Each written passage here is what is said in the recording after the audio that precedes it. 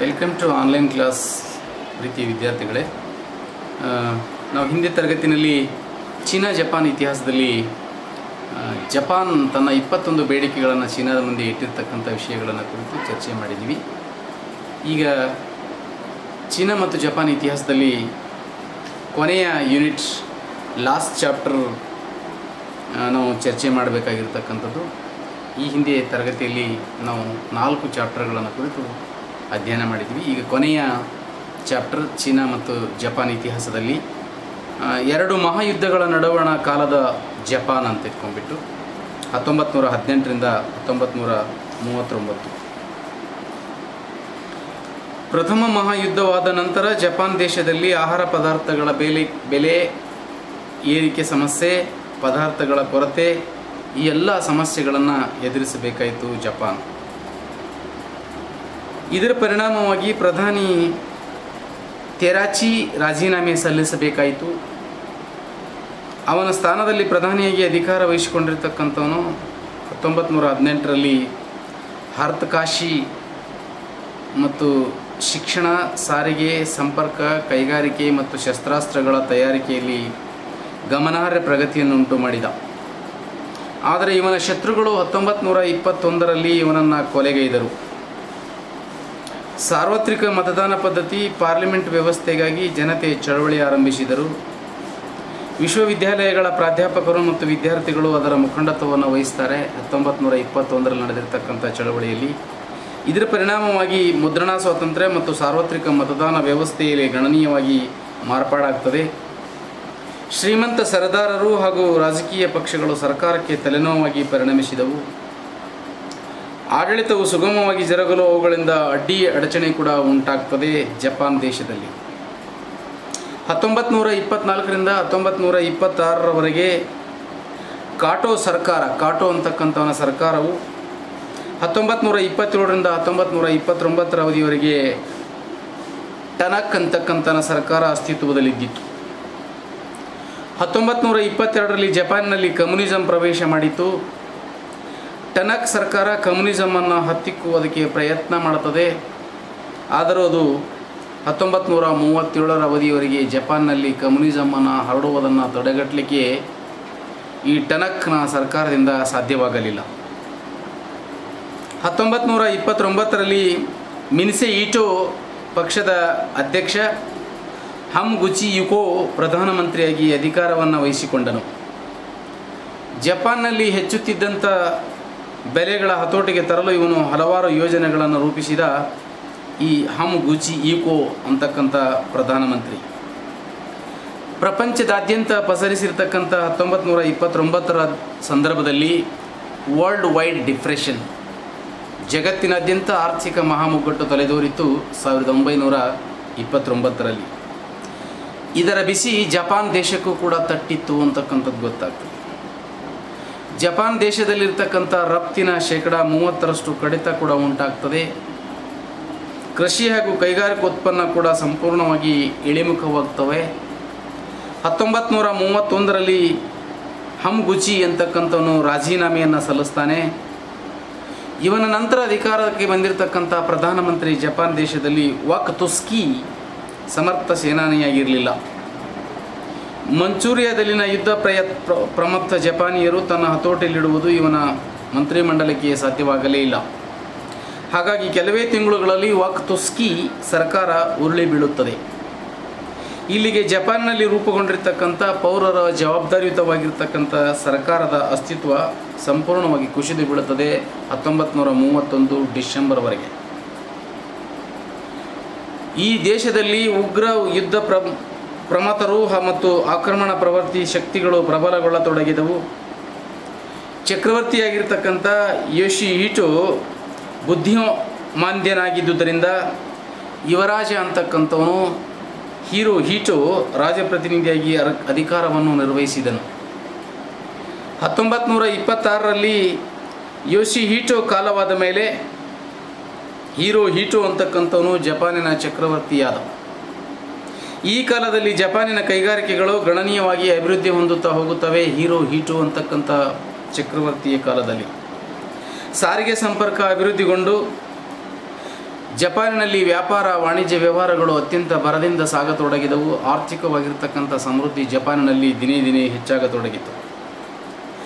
Railway ಮತ್ತು ಹಡಗು ನಿರ್ಮಾಣದಲ್ಲಿ ಕೂಡ ಮಹತ್ತರವಾಗಿರ್ತಕ್ಕಂಥ ಅಭಿವೃದ್ಧಿ ಹೊಂದುತ್ತದೆ. ಪ್ರಗತಿ ಉಂಟಾಗಿರುವುದರಿಂದ ಅಲ್ಲೂ ಕೂಡ ಆರ್ಥಿಕವಾಗಿರ್ತಕ್ಕಂಥ ಲಾಭ ಜಪಾನ್ ದೇಶಕ್ಕೆ ಸಂಭವಿಸಿತು. ರಾಷ್ಟ್ರೀಯ ವರಮಾನ ದಿನೇ ದಿನೇ ಹೆಚ್ಚಿದಂತೆ ಜಪಾನಿನ ಜನಸಂಖ್ಯೆಯಲ್ಲಿ ಕೂಡ ಹೆಚ್ಚಳವು ಕಂಡುಬರುತ್ತದೆ. ಪಾಶ್ಚಾತ್ಯರ ಸಂಪರ್ಕದಿಂದಾಗಿ ಕ್ರೈಸ್ತ ಧರ್ಮ ಜಪಾನಿನಲ್ಲಿ ಪ್ರವೇಶ ಮಾಡಿತು. ಕ್ರೈಸ್ತ ಧರ್ಮ ಪ್ರಚಾರಗೊಂಡಂತೆ ಬೌದ್ಧ ಧರ್ಮ ಪತನ ಹೊಂದಲಾರಂಭಿಸಿತು ಜಪಾನ್ ದೇಶದಲ್ಲಿ. ಯಾವಾಗ ವಿದೇಶಿಯರು ಜಪಾನಕ್ಕೆ ಹೋಗಿ ಬಂದು ಮಾಡತೊಡಗಿದರೋ ಆವಾಗ ಕ್ರೈಸ್ತ ಧರ್ಮ ಪ್ರಚಾರ ಆಗ್ತದೆ. ಕ್ರೈಸ್ತ ಧರ್ಮ ಹೆಚ್ಚಿನ ಸಂಖ್ಯೆಯಲ್ಲಿ ಬೆಳೀತಾ ಹೋಗ್ತದೆ. ಜಪಾನಲ್ಲಿರ್ತಕ್ಕಂಥ ಮೂಲ ಬೌದ್ಧ ಧರ್ಮ ಅವಸಾನದ ಅಂಚಿನ ಕಡೆಗೆ ಹೋಗ್ತದೆ. ಆದರೆ ಶಿಂಟೋ ಧರ್ಮ ಮಾತ್ರ ಪ್ರಾಮುಖ್ಯತೆಯನ್ನು ಕಳೆದುಕೊಳ್ಳಲಿಲ್ಲ ಜಪಾನ್ ದೇಶದಲ್ಲಿ. ರಷ್ಯಾ ಮತ್ತು ಜಪಾನಿನ ಸಂಬಂಧ ಈ ಕಾಲದಲ್ಲಿ ಸುಧಾರಿಸುತ್ತವೆ. ಒಡಂಬಡಿಕೆಯ ಮಾತು ಕಥೆಗಳಾದವು. ಸೈಬೇರಿಯಾದಿಂದ ಜಪಾನ್ ತನ್ನ ಸೇನೆಯನ್ನು ವಾಪಸ್ ಕರೆಸಿಕೊಂಡಿತು. 1925ರಲ್ಲಿ ರಷ್ಯಾ ಮತ್ತು ಜಪಾನ್ಗಳ ನಡುವೆ ಒಪ್ಪಂದವಾಗುತ್ತದೆ. ಸೈಬೇರಿಯಾದ ಸಾಮಗ್ರಿಗಳನ್ನು ಪಡೆಯಲು ಜಪಾನಿಗೆ ಈ ಒಪ್ಪಂದ ಅತ್ಯಂತ ಸಹಾಯಕವಾಗಿದ್ದಿತು. 1924ರಲ್ಲಿ ಅಮೆರಿಕದ ಕ್ಯೂಟೋ ಇಮಿಗ್ರೇಷನ್ ಕಾಯ್ದೆ ಜಾರಿ ಮಾಡಿ ಅಮೆರಿಕದಿಂದ ಹಲವು ಜಪಾನಿಯರನ್ನು ಹೊರದೂಡಿತು. ಜಪಾನ್ ಇದನ್ನು ಮಿತ್ರದ್ರೋಹದ ಕರ್ತವ್ಯವೆಂದು ಪರಿಗಣಿಸಿತು. 1927ರಲ್ಲಿ ಮಾಡಿಕೊಂಡಿರ್ತಕ್ಕಂಥ ಜಿನಿವಾ ನಿಶಸ್ತ್ರೀಕರಣ ಸಮ್ಮೇಳನವು ಯಾವ ಫಲವನ್ನು ನೀಡಲಿಲ್ಲ. ನೌಕಾಬಲದಲ್ಲಿ ಪ್ರಾಬಲ್ಯವುಳ್ಳ ರಾಷ್ಟ್ರಗಳ ನಡುವೆ ಒಪ್ಪಂದ ಸಾಧ್ಯವಾಗದೇ ಹೋಯಿತು. 1930ರಲ್ಲಿ ಲಂಡನ್ ನಾವೆಲ್ ಟ್ರೀಟಿ ಸ್ವಲ್ಪ ಮಟ್ಟಿನ ಯಶಸ್ಸನ್ನು ಕಂಡಿತು.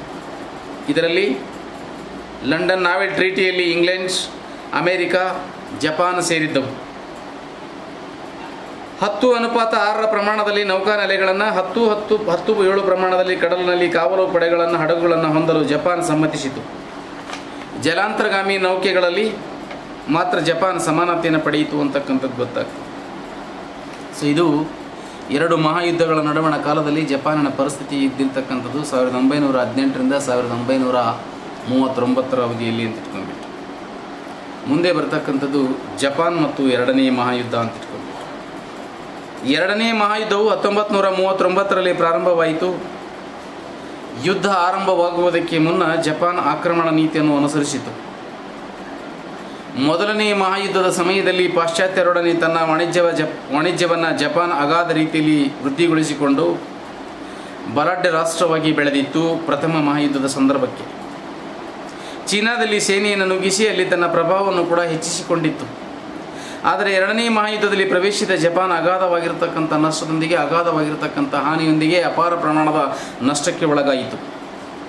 1945ರಲ್ಲಿ 2ನೇ ಜಾಗತಿಕ ಮಹಾಯುದ್ಧ ಸಮಾಪ್ತಿಗೊಂಡಾಗ ವಿಜೇತ ರಾಷ್ಟ್ರಗಳಿಗೆ, ಗೆದ್ದ ರಾಷ್ಟ್ರಗಳಿಗೆ ಜಪಾನ್ ಶರಣಾಗತವಾಗಬೇಕಾಯಿತು. 1945ರಲ್ಲಿ ಜಪಾನ್ 2ನೇ ಮಹಾಯುದ್ಧದಲ್ಲಿ ಪ್ರವೇಶಿಸಲು ಪ್ರೇರಕವಾಗಿರ್ತಕ್ಕಂಥ ಅಂಶಗಳು. ನೆಕ್ಸ್ಟ್ ಪಾಯಿಂಟ್, ಜಪಾನ್ ಇತ್ತೀಚೆಗೆ ಬಲಾಢ್ಯ ರಾಷ್ಟ್ರವಾಗಿ ತಲೆ ಎತ್ತಿದಿರುವುದರಿಂದ ಹಲವಾರು ಐರೋಪ್ಯ ರಾಷ್ಟ್ರಗಳು ಕಣ್ಣು ಕುಕ್ಕುತ್ತಿದ್ದವು.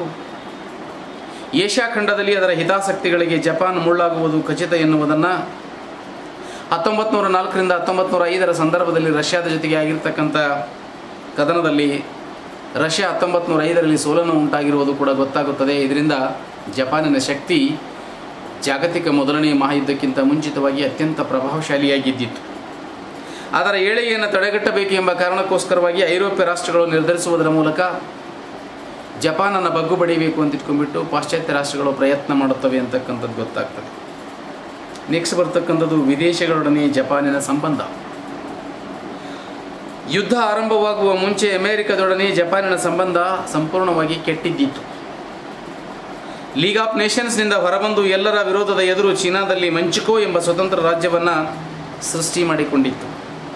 ಇದರಿಂದ ಅಮೆರಿಕ ಮತ್ತು ಇಂಗ್ಲೆಂಡ್ಗಳಿಗೆ ಜಪಾನ್ ಇಂಗಿತವೇನೆಂಬುದು ಮನವರಿಕೆಯಾಗಿದ್ದಿತ್ತು. ಜಪಾನ್ನ ಅಪೇಕ್ಷೆ ಏನು ಅನ್ನುವಂಥದ್ದು ಈ ಬೃಹತ್ ರಾಷ್ಟ್ರಗಳಿಗೆ ಗೊತ್ತಾಗಿದ್ದಿತ್ತು. ರಷ್ಯಾದೊಡನೆ ಅದರ ಸಂಬಂಧ ಆಗಲೇ ಮುರಿದು ಬಿದ್ದಿತ್ತು. ಹಾಗಾಗಿ ಜಪಾನ್ ಏಕಾಂಗಿಯಾಗಿ ರಾಷ್ಟ್ರವಾಗುವಳಿಗೆ ಸಾಧ್ಯತೆ ಇದ್ದಿತ್ತು ಅಂತಕ್ಕಂಥದ್ದು. ಆದುದರಿಂದ ನಾಜಿ ಜರ್ಮನಿಯೊಡನೆ ಆ್ಯಂಟಿ ಕಮ್ಯುನಿಸ್ಟ್ ಒಪ್ಪಂದ ಮಾಡಿಕೊಂಡಿತ್ತು. ಕಮ್ಯುನಿಸ್ಟ್ ವಿಸ್ತರಣೆಯನ್ನು ತಡೆಗಟ್ಟುವುದು ಇದರ ಮುಖ್ಯವಾಗಿರತಕ್ಕಂಥ ಗುರಿಯಾಗಿದ್ದಿತ್ತು. 1937ರಲ್ಲಿ ಇಟಲಿ ಕೂಡ ಇದರಲ್ಲಿ ಸೇರಿಕೊಂಡಿತ್ತು. ಸೊ ಹೀಗೆ ಜರ್ಮನಿ, ಜಪಾನ್ ಮತ್ತು ಇಟಲಿ ದೇಶಗಳು ಅಮೇರಿಕ, ಇಂಗ್ಲೆಂಡ್ ಮತ್ತು ರಷ್ಯಾ ದೇಶಗಳು ಇದರ ವಿರುದ್ಧ ಸೇರಿಕೊಂಡವು ಅಂತಕ್ಕಂಥದ್ದು. ಜಪಾನ್ ಮತ್ತು ರಷ್ಯಾ ನೆಕ್ಸ್ಟ್ ಪಾಯಿಂಟ್. 1904ರಿಂದ 1905ರಲ್ಲಿ ರಷ್ಯಾ ಜಪಾನ್ ಕದನವಾದಾಗಿನಿಂದಲೂ ಇವೆರಡೂ ರಾಷ್ಟ್ರಗಳ ನಡುವೆ ಬದ್ಧ ವೈರತ್ವ ರಾಷ್ಟ್ರಗಳಾಗಿದ್ದವು ಅಂತಕ್ಕಂಥದ್ದು. ಸಂಬಂಧ ಹದಗೆಟ್ಟಿತ್ತು ಅನ್ನೋದು ಗೊತ್ತಾಗ್ತದೆ. ಸೈಬೇರಿಯನ್ನ ಮಂಚುಕೋ ಗಡಿ ಪ್ರದೇಶದಲ್ಲಿ 1938ರಲ್ಲಿ ಜಪಾನ್ ಮತ್ತು ರಷ್ಯಾಗಳ ನಡುವೆ ಕದನ ಸಂಭವಿಸಿತು. ಮುಂದಿನ ವರ್ಷ ಮಂಗೋಲಿಯನ್ ಸೈಬೇರಿಯನ್ ಗಡಿಯಲ್ಲಿ ಮತ್ತೊಮ್ಮೆ ಹೋರಾಟದಲ್ಲಿ ಇಳಿದಿದ್ದವು. ದೂರ ಪ್ರಾಚ್ಯದಲ್ಲಿ ರಷ್ಯಾ ತನ್ನ ಅಸ್ತಿತ್ವವನ್ನು ಇನ್ನೂ ಉಳಿಸಿಕೊಂಡಿದೆ ಮತ್ತು ಅದನ್ನು ಬಲಪಡಿಸಿಕೊಳ್ಳಲಿದೆ ಎಂಬುದನ್ನು ಈ ಕದನಗಳು ಸಾಬೀತು ಮಾಡಿದವು ಅಂತಕ್ಕಂಥದ್ದು. 1939ರಲ್ಲಿ ರಷ್ಯಾ ಜರ್ಮನಿಯೊಡನೆ ಯುದ್ಧ ನಿಷೇಧ ಒಪ್ಪಂದವನ್ನು ಮಾಡಿಕೊಂಡಿತು. ಇದು ಜಪಾನ್ ಮತ್ತು ಜರ್ಮನಿಯ ಸಂಬಂಧಕ್ಕೆ ಧಕ್ಕೆ ತರುವಂತಹ ಕುತಂತ್ರವಾಗಿದ್ದಿತು ಜಪಾನಿಂದ. ನೆಕ್ಸ್ಟ್ ಬರ್ತಕ್ಕಂಥದ್ದು ಜಪಾನ್ ಮತ್ತು ಇಂಗ್ಲೆಂಡ್. 1902ರಲ್ಲಿ ಇಂಗ್ಲೆಂಡ್ ಜಪಾನ್ ಮೈತ್ರಿ ಒಪ್ಪಂದವಾದ ಮೇಲೆ ಈ ಎರಡೂ ರಾಷ್ಟ್ರಗಳ ನಡುವೆ ಸಂಬಂಧ ಉತ್ತಮವಾಗಿದ್ದರೂ, ಅಂದರೆ ಏನು 1904ರಿಂದ 1905ರಲ್ಲಿ ರಷ್ಯಾ ಮತ್ತು ಜಪಾನ್ಗಳ ನಡುವೆ ಯುದ್ಧ ಆಗ್ತದೆ.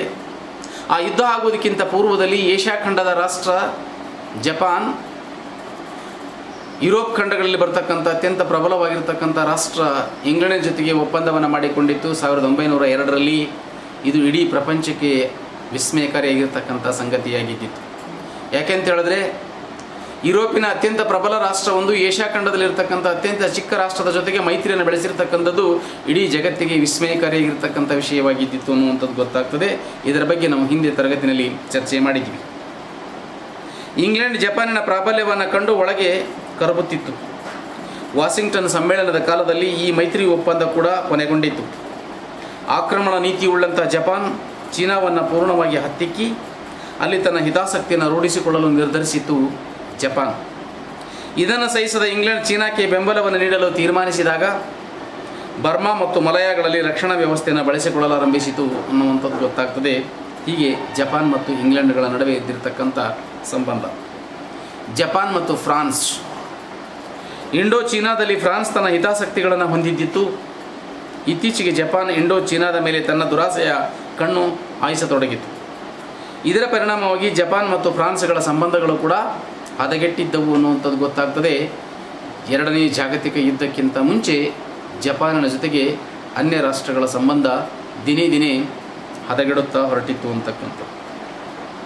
ಜಪಾನ್ ಮತ್ತು ಅಮೇರಿಕಾ. ಚೀನಾ ಮತ್ತು ಏಷ್ಯಾದಲ್ಲಿ ಜಪಾನಿನ ಇಂಗಿತದ ಬಗ್ಗೆ ಅಮೇರಿಕಕ್ಕೆ ಅನುಮಾನವಿದ್ದಿತ್ತು. ಇದನ್ನು ಮನಗಂಡೆ ಅಮೇರಿಕ ವಾಷಿಂಗ್ಟನ್ ಸಮ್ಮೇಳನದಲ್ಲಿ ಬಹುದಿನದ ಇಂಗ್ಲೆಂಡ್ ಜಪಾನ್ ಮೈತ್ರಿ ಒಪ್ಪಂದವನ್ನು ಕೊನೆಗೊಳಿಸಿದ್ದು. ಆ ಮೂಲಕ ಜಪಾನಿನ ಶಕ್ತಿಯನ್ನು ಕುಂದಿಸುವುದು ಅಮೇರಿಕದ ಧ್ಯೇಯೋದ್ದೇಶವಾಗಿದ್ದಿತ್ತು. ಆ ಕಾರಣಕ್ಕೋಸ್ಕರವಾಗಿ 1937ರಲ್ಲಿ ಚೀನಾ ಜಪಾನ್ ನಡುವೆ ಸಂಭವಿಸಿರ್ತಕ್ಕಂಥ ಕದನದ ವೇಳೆಯಲ್ಲಿ ಜಪಾನ್ ಅಮೇರಿಕದ ಪಿರಂಗಿ ದೋಣಿಯನ್ನು ಮುಳುಗಿಸಿತು.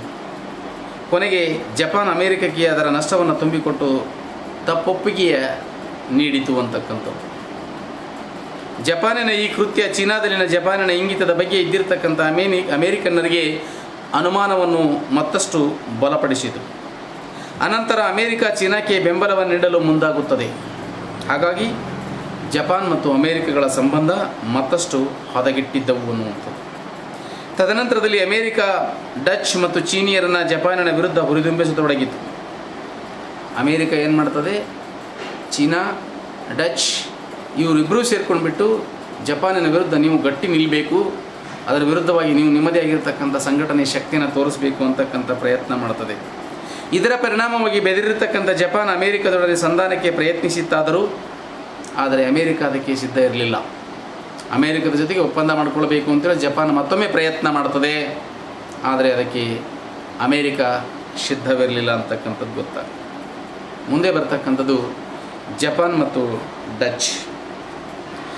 ಈಸ್ಟ್ ಇಂಡೀಸ್ನಲ್ಲಿ ಹಾಲೆಂಡ್ ಅಂತಂದರೆ ಇವತ್ತಿನ ಡಚ್ಚರ ಹಿತಾಸಕ್ತಿಗಳಿದ್ದವು. ಅದು ತೈಲ, ತವರು ಮತ್ತು ರಬ್ಬರ್ಗೆ ಹೆಸರುವಾಸಿಯಾಗಿರ್ತಕ್ಕಂಥದ್ದಾಗಿದ್ದಿತ್ತು ಡಚ್. ಈ ಸಂಪತ್ತನ್ನು ದೋಚುವಂಥ ದೃಷ್ಟಿಯಿಂದ ಅಲ್ಲಿ ಸಿಗ್ತಕ್ಕಂಥ ತೈಲ, ರಬ್ಬರ್ಗಳನ್ನು ದೋಚ್ಕೊಳ್ಬೇಕು, ಕಚ್ಚಾ ಪದಾರ್ಥಗಳನ್ನು ದೋಚ್ಕೊಳ್ಬೇಕು ಅಂತ ಇಟ್ಕೊಂಡ್ಬಿಟ್ಟು ಕೊಳ್ಳೆ ಹೊಡಿಬೇಕು ಅಂತಕ್ಕಂಥ ನಿಟ್ಟಿನಲ್ಲಿ ಜಪಾನ್ ಇಲ್ಲೂ ಕೂಡ ಪ್ರಯತ್ನ ಮಾಡ್ತದೆ. ಅಲ್ಲಿ ಪ್ರವೇಶಿಸುವ ಯತ್ನವನ್ನು ಮಾಡ್ತದೆ. ಡಚ್ಗೆ ಹೋಗಬೇಕು, ಡಚ್ನಲ್ಲಿ ಆಕ್ರಮಣ ಮಾಡಬೇಕು ಅಂತ ಇಟ್ಕೊಂಡ್ಬಿಟ್ಟು. ಇದರಿಂದಾಗಿ ಜಪಾನ್ ಮತ್ತು ಡಚ್ಗಳ ಸಂಬಂಧ ಇಲ್ಲಿ ಹದಗೆಡುತ್ತದೆ ಅಂತಕ್ಕಂಥದ್ದು ಗೊತ್ತಾಗ್ತದೆ. ಮುಂದೆ ಬರ್ತಕ್ಕಂಥದ್ದು ಮಂಚೂರಿಯಾ ಹಗರಣ 1931. ಮಂಚೂರಿಯಾ ಕ್ರೈಸಿಸ್. ಜಪಾನಿಗೆ ತನ್ನ ಬಲದ ಮೇಲೆ ಅಚಲವಾಗಿರ್ತಕ್ಕಂಥ ಅಪಾರವಾಗಿರ್ತಕ್ಕಂಥ ನಂಬಿಕೆ ಇದ್ದಿರುವುದರಿಂದ ಅದರ ಆಕ್ರಮಣಕಾರಿ ನೀತಿ ಮಾತ್ರ ಯಾವುದೇ ಕಾರಣಕ್ಕೂ ಕಡಿಮೆಯಾಗಲಿಲ್ಲ. ಯಾಕಂತ ಹೇಳಿದ್ರೆ ಜಪಾನ್ ಆಧುನಿಕವಾಗಿರ್ತಕ್ಕಂಥ ಶಸ್ತ್ರಾಸ್ತ್ರಗಳನ್ನು, ಆಧುನಿಕವಾಗಿರ್ತಕ್ಕಂಥ ಸೈನ್ಯವನ್ನು ಹೊಂದಿರುವುದರಿಂದ ನನ್ನ ಬಲ ಏನಿದೆ ಅನ್ನುವಂಥದ್ದನ್ನು ಇಡೀ ಪ್ರಪಂಚಕ್ಕೆ ತೋರಿಸಿಕೊಡಬೇಕು, ನನ್ನ ಶಕ್ತಿ ಎಂಥದ್ದು ಅನ್ನುವಂಥದ್ದನ್ನು ಪ್ರದರ್ಶನ ಮಾಡಬೇಕು ಅಂತಕ್ಕಂಥ ನಿಟ್ಟಿನಲ್ಲಿ ಜಪಾನ್ ಪ್ರಯತ್ನ ಮಾಡ್ತದೆ ಅಂತಕ್ಕಂಥದ್ದು. ಸೊ ಈ ಕಾರಣಕ್ಕೋಸ್ಕರ ಅದರ ಬಲ, ಅದರ ಆಕ್ರಮಣಕಾರಿ ಪ್ರವೃತ್ತಿ ಯಾವುದೇ ಕಾರಣಕ್ಕೂ ಕಡಿಮೆಯಾಗಲಿಲ್ಲ ಅಂತಕ್ಕಂಥದ್ದು. ಚೀನಾಕ್ಕೆ ಸೇರಿರ್ತಕ್ಕಂಥ ಅಥವಾ ಚೀನಾದ ಪ್ರದೇಶವಾಗಿರ್ತಕ್ಕಂಥ ಮಂಚೂರಿಯಾದ ನೈಸರ್ಗಿಕ ಸಂಪತ್ತು ಅದರ ಮಹತ್ವಾಕಾಂಕ್ಷೆಯನ್ನು ಸಾಕಷ್ಟು ಉಲ್ಬಣಗೊಳಿಸುತ್ತದೆ ಅಂತಕ್ಕಂಥದ್ದು. ಮಂಚೂರಿಯಾದಲ್ಲಿ ಸಾಕಷ್ಟು ಪ್ರಾಕೃತಿಕವಾಗಿರ್ತಕ್ಕಂಥ ನೈಸರ್ಗಿಕವಾಗಿರ್ತಕ್ಕಂಥ ಸಂಪತ್ತು ಹೇರಳವಾಗಿರೋದ್ರಿಂದ ಅಲ್ಲಿ ಜಪಾನ್ ಆಕ್ರಮಣ ಮಾಡಬೇಕು, ಅದನ್ನು ವಶಪಡಿಸಿಕೊಳ್ಬೇಕು, ಅದನ್ನು ಗಳಿಸ್ಕೊಳ್ಬೇಕು. ಕಚ್ಚಾ ಪದಾರ್ಥಗಳಿಗೆ ತುಂಬ ಅನುಕೂಲಕರವಾಗಿರ್ತಕ್ಕಂಥ ಪ್ರದೇಶ ಅದು ಅಂತ ಇಟ್ಕೊಂಡ್ಬಿಟ್ಟು ಆ ನೈಸರ್ಗಿಕವಾಗಿರ್ತಕ್ಕಂಥ ಸಂಪತ್ತಿನ ಮೇಲೆ ಇದರ ಮಹತ್ವಾಕಾಂಕ್ಷೆ ಮತ್ತಷ್ಟು ಉಲ್ಬಣಗೊಳ್ತಾ ಹೋಗ್ತದೆ, ಜಪಾನಿನ ಮಹತ್ವಾಕಾಂಕ್ಷೆ. ಇದನ್ನು ಗಮನಿಸಿರ್ತಕ್ಕಂಥ ಚೀನಾ ಯುದ್ಧ ಅನಿವಾರ್ಯವನ್ನಾಗಿ ಮಾಡುತ್ತದೆ ಚೀನಾ ಮತ್ತು ಜಪಾನ್ಗಳ ನಡುವೆ ಅಂತಕ್ಕಂಥದ್ದು. ಇದು ಮಂಚೂರಿಯಾ ಹಗರಣ ಅಂತಕ್ಕಂಥದ್ದು. ನೆಕ್ಸ್ಟ್ ಬರ್ತಕ್ಕಂಥದ್ದು ಪರ್ಲ್ ಹಾರ್ಬರ್ ಘಟನೆ ಅಂತ ಇಟ್ಕೊಂಡ್ಬಿಟ್ಟು 1941 ಅಂತಕ್ಕಂಥದ್ದು. ಅದು ಏನು ಅಂತ ಇಟ್ಕೊಂಡ್ಬಿಟ್ಟು ನಾವು ಮುಂದಿನ ತರಗತಿಗಳಲ್ಲಿ ಪರ್ಲ್ ಹಾರ್ಬರ್ ಅಂತಕ್ಕಂಥ ಘಟನೆ ಬಗ್ಗೆ ಮುಂದಿನ ದಿನಗಳಲ್ಲಿ ಮುಂದಿನ ತರಗತಿಯಲ್ಲಿ ಅದರ ಬಗ್ಗೆ ನಾವು ಚರ್ಚೆ ಮಾಡೋಣ. ಇವತ್ತು ಬಹುಶಃ ಇಷ್ಟಕ್ಕೆ ಸಾಕಾಗ್ತದೆ. ಧನ್ಯವಾದಗಳು.